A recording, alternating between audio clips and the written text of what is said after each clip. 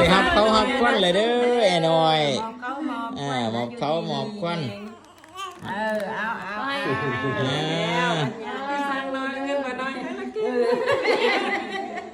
มันจะเอา ที่เฟซพี่น้องก่อนที่ไอ้น้อยสิกลับบ้านเนาะกลับไปบ้านแม่แล้วก็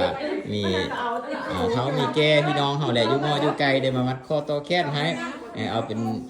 ลูกฮักลูกแพงย้ายการหน้าบ้านมาแล้วก็สิได้มายืมมายามเนาะเขาเป็นทางใดก็แท้คือปุญญูมีโอกาสไป5คันว่านั่นก็สิได้ไปซอกไป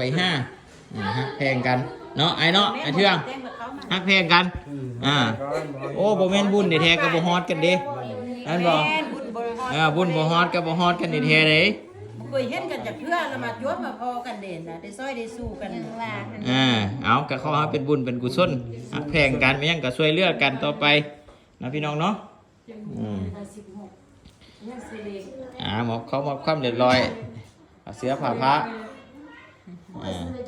เขาเห็นคนน้อยอยู่ดีมีแห้งหมดทุกผู้ทุกคนเด้ออันนี้เป็นแม่บุญโย กินไหมกินอันข้าวต้มน้ำบ้านน่ะกินควันน่ะ